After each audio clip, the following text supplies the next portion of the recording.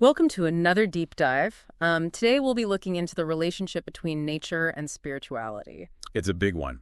It is, yeah, and we'll be drawing from a fascinating document titled naturespirituality.pdf for this one. Lots to unpack in there. Absolutely. So we're going to be tracing how different cultures and thinkers have viewed this connection between humanity, nature, and the divine. It's a journey through history, philosophy, and even some pretty challenging critiques of modern society. For sure. So listeners, get ready to have your assumptions challenged and maybe even to rethink your own relationship with the natural world. I think we all could use a little bit of that from time to time. Couldn't agree more. The document actually starts with a quote from Goethe. He says, "In the floods of life, in the storm of work, in ebb and flow, in warp and weft, cradle and grave, an eternal sea, a changing patchwork, a glowing life at the whirring loom of time, I weave the living clothes of the deity." Beautiful imagery, right? Almost mystical. It really sets the tone for the whole document, this idea of interconnectedness between us, nature, and something bigger than ourselves. Right, and then we kind of get a reality check from Mary Midgley. She doesn't hold back, does she? No. She calls out what she sees as a disastrous blind spot in the modern worldview, this idea that we're separate from nature. We act like it's something out there, something to be controlled and exploited. And it's led us to a value system that's all about me first, without much regard for the consequences. She has this great quote about it.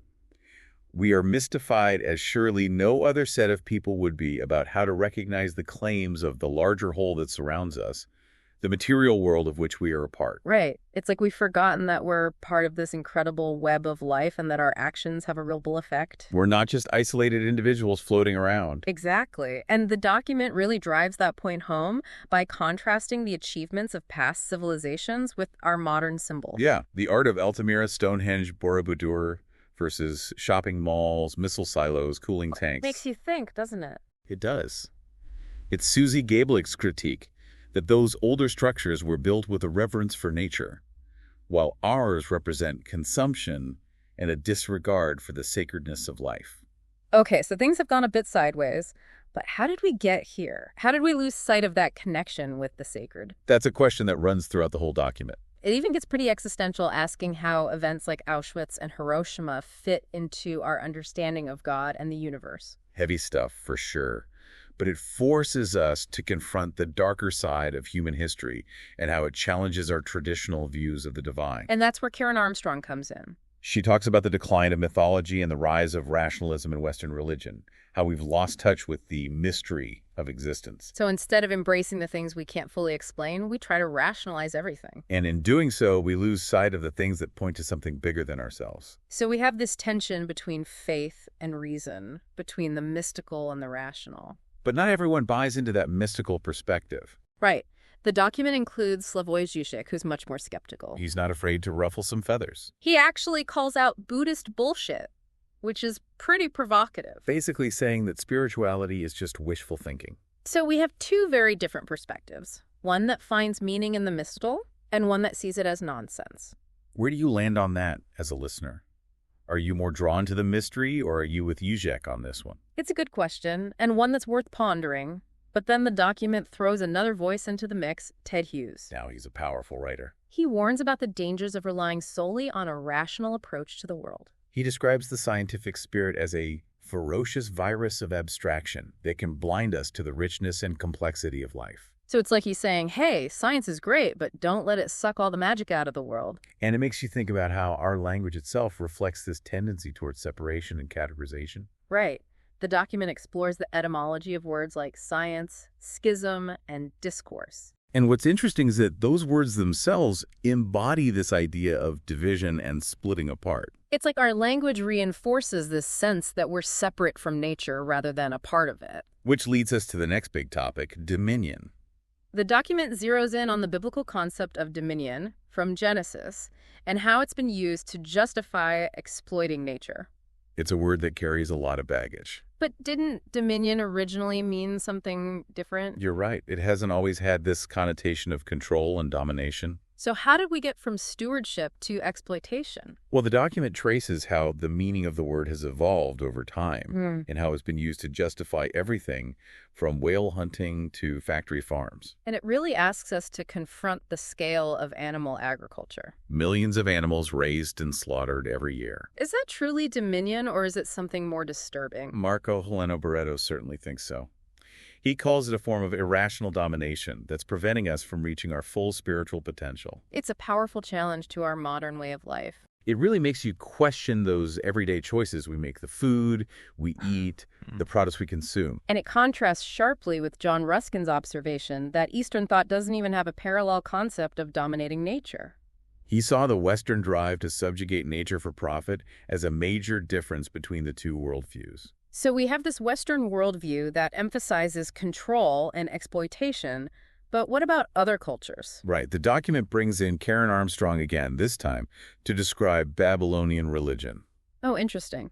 What was their perspective? Well, they had a much more holistic view, believing that humans, nature, and the gods were all made of the same divine substance. So there's no separation between us and the natural world in their view. Exactly. And to really illustrate that point, the document shares Credo Mutwa's experience. He's a Zulu Sangoma, right? Yes, and he talks about the clash between Western views of nature as dead and his indigenous understanding of nature as alive and sacred. It highlights how much our cultural background shapes how we see the world. What might seem obvious to one person can be completely foreign to another.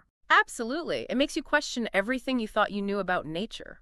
And that's what this deep dive is all about, pushing you to think critically and to see things from new perspectives. Speaking of challenging assumptions, the document brings up the story of the golden calf. Ah, yes, a classic example of the tension between monotheistic beliefs and older, more holistic rituals. It's often interpreted as a rejection of idol worship, But you can also see it as a clash between different ways of relating to the divine. different ways of understanding the sacred and our place within it. Exactly. Oh, So yeah. we're starting to see this pattern emerge, right? Different cultures and belief systems trying to grapple with this relationship between humanity and nature. And it's a conversation that continues to evolve even today. Absolutely. Our understanding of these concepts is constantly being shaped and reshaped by new discoveries, new ideas, new challenges. And that's what makes this exploration so fascinating. It's interesting how we've gone from talking about grand universal concepts of the divine to the very specific choices we make about what we eat. Yeah, it all seems to connect somehow. But speaking of connections, the document takes us on a detour into unexpected territory, alchemy. Yeah, alchemy. Remember those stories about turning lead into gold? Oh, yeah, I've always been fascinated by that. Was it really possible? Well, this document dives into that question, presenting alchemy as a bridge between the material and the spiritual. This ancient practice that aimed to perfect nature through human intervention. Okay, so more than just trying to get rich. Right, the lead to gold idea was more symbolic than literal. It represented spiritual transformation, purification, refinement. So the alchemists weren't just tinkerers in a lab, they were seeking a deeper kind of change. Exactly. They were engaging with nature on multiple levels, trying to understand its secrets and harness its power for personal and spiritual growth. The document highlights this interesting paradox by Michela Pereira. She says that alchemists were told to both protect nature's secrets and to act with a scientific attitude. A fascinating paradox, isn't it? They revered nature and its mysteries, but they also wanted to understand and manipulate those mysteries. Kind of like a balancing act between awe and intervention. Exactly. And then Liz Green adds another layer to this. Yeah, it should be good. She describes alchemy as a gross heresy that challenged the authority of the church. Hold on, heresy. What makes alchemy so controversial? Well, the alchemists believed that humans could play a role in God's redemption. Whoa, that's a bold claim. It was. They saw themselves as partners in a cosmic transformation, not just passive recipients of grace. And Green makes this really intriguing connection between alchemy and modern psychotherapy. Okay, now that's something I didn't expect. How are they connected? Both emphasize individual transformation, this idea that we can change and evolve through conscious effort. So in a way, you could say that alchemy foreshadowed modern psychology with its focus on personal growth. That's one way to see it. It highlights a shift in Western thought from a solely religious worldview to one that acknowledges the power of the individual. This deep dive is full of twists and turns. We've gone from ancient myths to modern psychology, all connected through this exploration of nature and spirituality. And we're not done yet.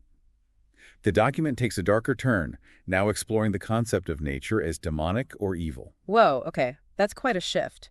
What brings about this change in perspective? Well, the document quotes Adorno and Horkheimer, who argue that the Enlightenment, with its focus on reason and control, led to a ruthless pursuit of domination over nature and even other humans. So the very tools that were meant to liberate us ended up being used for oppression and exploitation. That's their point. Yeah. And to illustrate this, they bring in Joseph Conrad's Heart of Darkness humans tearing treasure out of the bowels of the land with no more moral purpose than burglars. It's a pretty bleak picture of our relationship with the natural world. It is. But then Thomas Berry offers a counterpoint. Okay, I was starting to get a little depressed. He says we should judge all human activities by their impact on the Earth-human relationship, emphasizing the need for a mutually beneficial connection. So instead of seeing nature as something to be conquered, Berry wants us to see ourselves as part of a larger web of life where our actions have consequences. Exactly. And the document reminds us that this tendency to demonize nature isn't new. Throughout history, people have been persecuted for venerating trees, fountains, stones, anything that represented the sacredness of the natural world. That's incredible. Punished for appreciating nature. It's a reminder of how powerful cultural biases can be. It is. But thankfully, the document doesn't leave us in despair. It shifts gears again this time, exploring ways to reclaim a sense of the sacred in nature. Okay, good. I was starting to feel a bit overwhelmed by all the doom and gloom. What does this re-sacralization look like? The document introduces Anthony Stevens, who reminds us that we are temporary guests of our Mother Nature, We're just borrowing this place for a little while. and therefore have a responsibility to treat her with respect. Okay, but how do we actually shift our mindset from one of ownership and exploitation to one of respect and responsibility? That's where Freya Matthews comes in with her concept of ontopoetics. Onto poetics. Okay, I'm going to need you to break that one down for me. It's essentially the practice of engaging with the inner poetic aspect of being, recognizing that reality is more than just physical objects and processes. So it's about seeing the world through a more imaginative lens, not just a purely rational one. Exactly. Matthews argues that we need a cultural project of ontopoetics to reshape our desires and bring them in alignment with nature's needs. So it's not enough to just change our behavior. We need to change our fundamental values and motivations. Right? We need to go beyond just reducing harm and actively create a more harmonious relationship with the natural world. That's a pretty big challenge. It is, but it feels important, especially after everything we've discussed so far. It's like we need to break free from this purely rational way of thinking and embrace a more holistic way of seeing the world. And that leads us perfectly into the next section of the document, which explores the limits of rationality and the importance of both reason and intuition. It's amazing how this document takes us on such a winding journey, from ancient myths and alchemy to modern psychology and critiques of the Enlightenment, and somehow it all ties back to this core question of our relationship with nature. Yeah, it really makes you think about things in a whole new way. And as we wrap up this deep dive, I'm curious what stood out to you as a listener. Was there a particular idea or quote that resonated? That's a tough one. There's so many gems in this document, but I think one of the most powerful themes is this idea of interconnectedness. Interconnectedness. How so? Well, from Goethe's poetic vision of weaving the living clothes of the deity to the Babylonian belief that humans, nature, and the gods are all made of the same divine substance to Freya Matthews' concept of ontopoetics, it all points to this idea that we're not separate from nature, but deeply woven into the fabric of life. It's like we've been trying to build a wall between ourselves and the natural world, and it's finally starting to crumble. Exactly. And as that wall crumbles, we're starting to see the cracks in our own thinking, the assumptions that have led us down this path of domination and destruction. So where do we go from here? How do we actually start to rebuild this relationship with nature, not just on an individual level, but as a society? That's the million-dollar question, isn't it? Yeah. The document doesn't give us a step-by-step guide, but it does offer some clues. I think a good starting point is awareness. Awareness of what? Awareness of how our thoughts and actions impact the natural world. Paying attention to our everyday choices. What we buy, how we use energy, how we treat other species. So being more mindful of our impact. Exactly. But it also goes beyond individual behavior. We need to start questioning the dominant narratives that shape our culture. The stories we tell ourselves about progress, growth, and what it means to be human. You mean those deep-seated assumptions that we often take for granted? Like the idea that nature is just a resource to be exploited, or that humans are somehow separate from or superior to the rest of the living world? Right. It's about challenging those assumptions Yeah. and engaging in critical thinking, being willing to question our own beliefs and biases. And that's not always easy. No, it's not. Yeah. But it's necessary if we want to create a more just and sustainable world. It also makes me think about education. How can we teach future generations to see the world differently, to appreciate this interconnectedness that we've been talking about? What if we raised kids who are in awe of nature instead of afraid of it? That's so important. We need to foster a sense of wonder and respect for nature from a young age. Teach kids how to listen to the earth, how to see the beauty and intelligence in all living things. Maybe we can even rediscover those ancient ways of knowing that have been lost or marginalized. The wisdom traditions that teach us to live in harmony with nature. There's so much we can learn from indigenous cultures that have maintained that connection for centuries. Their wisdom and traditions offer valuable insights into how we can live more sustainably and respectfully on this planet. So it's not just about looking ahead, it's about looking back and learning from the past. Integrating those ancient ways of knowing with our modern understanding of the world, bridging the gap between science and spirituality. It really is about coming full circle, recognizing that we're part of a long and complex story, and that we have the power to choose what kind of story we want to tell, what legacy we want to leave for future generations. It's been quite a journey, hasn't it? We started with poetic reflections and ended up grappling with some of the biggest questions facing humanity. It has. And it's just the beginning. There's so much more to explore, so many other voices and perspectives to consider. And that's the beauty of a deep dive like this. It opens up new avenues of inquiry, sparks new questions, and hopefully inspires us to take action. It's a call to reconnect with the natural world, to rekindle that sense of awe and wonder, and to start weaving a new story, one that honors the interconnectedness of all things. So to our listeners, we encourage you to keep questioning, keep exploring, and keep searching for those pathways forward. The future depends on our ability to rediscover a sense of the sacred in our relationship with nature.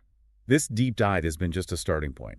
There's a whole universe of knowledge and wisdom out there waiting to be discovered. Keep diving deep, and who knows where this journey might lead us.